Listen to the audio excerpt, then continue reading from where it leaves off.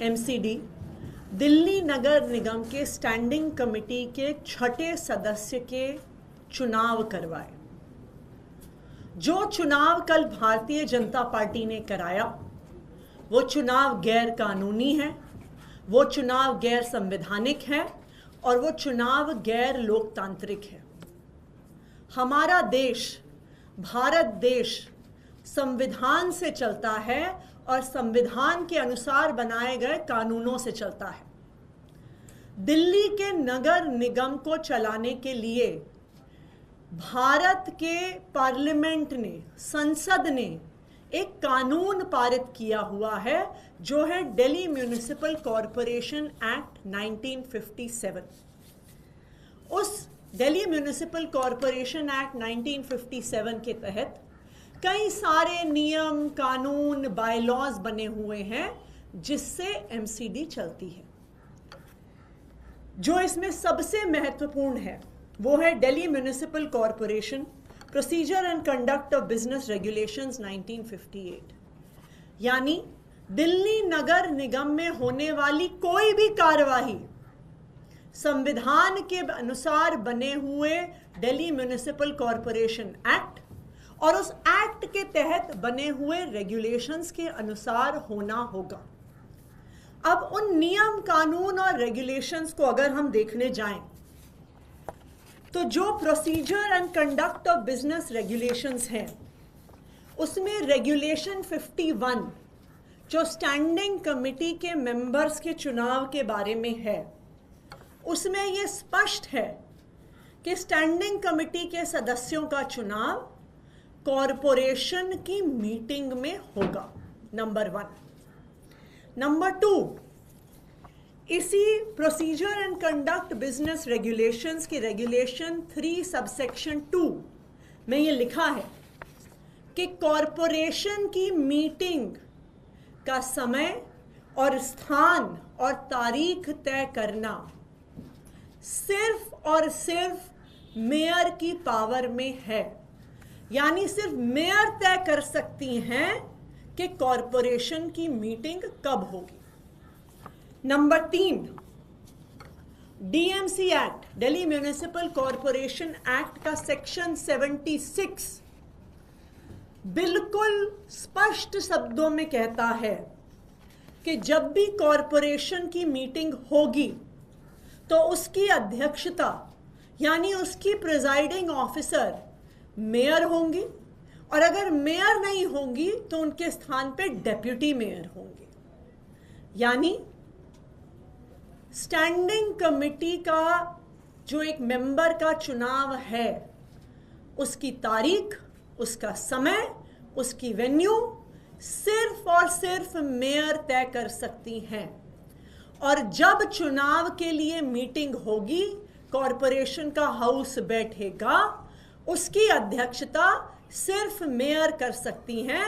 ये मैं नहीं कह रही, ये देश का कानून कह रहा है, दिल्ली म्युनिसिपल कॉरपोरेशन एक्ट कह रहा है, उस एक्ट के तहत बने हुए बायलॉज और रेगुलेशंस कह रहे हैं।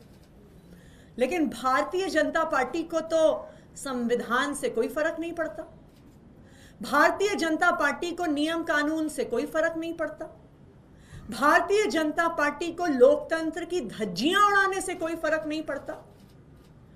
और लोकतंत्र, संविधान और कानून की धज्जियां उड़ाते हुए एलजी साहब के पास पावर ना होते हुए एक आईएएस अफसर जो कमिश्नर है उसके पास मीटिंग बुलाने की पावर ना होते हुए एलजी साहब आदेश देते हैं, कमिश्नर वो आदेश मानते हैं, बिना पावर हुए, बिना किसी कानून, बिना किसी संविधान में कमिश्नर की पावर हुए वो कॉरपोरेशन की मीटिंग बुलाते हैं, चुनाव करवाते हैं और एक चुने हुए मेयर या डेप्यूटी मेयर की जगह एक आईएएस अधिकारी, एक एडिशनल कमिश्नर को प्रिजाइडिंग ऑफिसर बना देते हैं। हर स्तर पर भारतीय जनता पार्टी ने, एलजी साहब ने और उनके अफसरों ने कल का जो गैर कानूनी चुनाव करवाया, उन्होंने उसमें संविधान की धज्जियां उड़ाई, लोकतंत्र की धज्जियां उड़ाई। लेकिन ये पहली बार नहीं है, ये भारतीय जनता पार्टी का स्टैंडर्ड ऑपरेटिंग प्रोसीजर है। जहां जहां भारतीय जनता पार्टी चुनाव नहीं जीतती, वो बैकडोर से नियम कानून संविधान लोकतंत्र की धज्जियां उड़ाते हुए चोर दरवाजे से सरकार बनाने की कोशिश करती है। हमने देखा है कि 2014 से 2024 तक जिन जिन राज्यों में भारतीय जनता पार्टी चुनाव हार गई, वहां पे ऑपरेशन लोटस के माध्यम से विधायकों की खरीद फरोख्त कर कर उन पर सीबीआई ईडी का दबाव बनाकर वो बैकडोर से सरकार बनाते हैं। उन्होंने महाराष्ट्र में ऐसे सरकार बनाई, कर्नाटका में बनाई, मध्य प्रदेश में बनाई, अरुणाचल प्रदेश में बनाई, गोवा में बनाई, मणिपुर में बनाई। वहां पर भी लोकतंत्र की धज्जियां उड़ाई गई, संविधान की धज्जियां उड़ाई गई।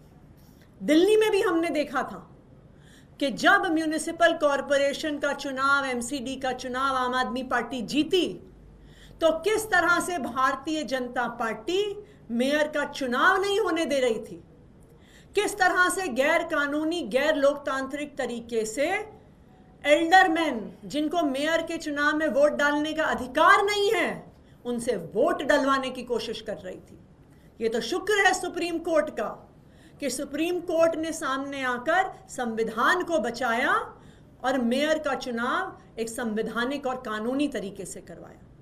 हमने देखा कि किस तरह चंडीगढ़ के मेयर के चुनाव में भारतीय जनता पार्टी के अनिल मसीह ने भारतीय जनता पार्टी के लिए चुनाव चोरी करने की कोशिश करी, लेकिन शुक्र है सुप्रीम कोर्ट का कि उन्होंने फिर से सामने आकर इस देश के लोकतंत्र को बचाया। मैं भारतीय जनता पार्टी को ये कहना चाहती हूं कि ये देश तुम्हारी गुंडागर्दी से नहीं चलता, ये देश संविधान से चलता है, ये देश कानूनों से चलता है, ये देश एक लोकतंत्र है और जनता की वोट से चलता है। तो अगर हिम्मत है तो आम आदमी पार्टी का चुनाव में सामना करके दिखाओ। अगर एमसीडी का चुनाव करवाना है तो डिसॉल्व करो एमसीडी, करवाओ एमसीडी का चुनाव, फिर दूध का दूध पानी का पानी होने दो कि दिल्ली की जनता किसको चाहती है। लेकिन ये लोकतंत्र की हत्या करके, ये एलजी साहब की और आईएएस अफसरों की पावर की मिसयूज करके लोकतंत्र की हत्या बंद करो, वरना दिल्ली वाले आने वाले चुनाव में मुंह तोड़ जवाब भारतीय जनता पार्टी को देंगे। Thank you. Ma'am, will you approach the Supreme Court क्योंकि मैटर ऑलरेडी सुप्रीम कोर्ट के अंदर था, पूरी के इंस्ट्रक्शंस पे इलेक्शंस हुए? देखिए, हम बिल्कुल सुप्रीम कोर्ट जाएंगे। आज ही सुप्रीम कोर्ट में पिटीशन फाइल होगी, क्योंकि जो चुनाव कल भारतीय जनता पार्टी ने हाउस में कराया है, ये बिल्कुल गैर कानूनी है। दिल्ली नगर निगम का एक्ट बिल्कुल स्पष्ट है कि मीटिंग बुलाने की पावर सिर्फ और सिर्फ मेयर के पास है, अध्यक्षता करने का अधिकार सिर्फ और सिर्फ मेयर और उनकी एब्सेंस में डेप्यूटी मेयर के पास है। तो इस गैर लोकतांत्रिक चुनाव के खिलाफ हम लोग सुप्रीम कोर्ट जाएंगे और आज ही सुप्रीम कोर्ट में इस गैर कानूनी, गैर संवैधानिक, गैर लोकतांत्रिक चुनाव के खिलाफ हम एप्लीकेशन डालेंगे। अरविंद केजरीवाल जी के घर को लेके अब इंडिकेशन हो रहा है कि बहुत जल्दी वो घर खाली कर सकते हैं, तो क्या लोकेशन जीरो डाउन कर लिया गया है? देखिए, अरविंद केजरीवाल जी एक ईमानदार नेता हैं।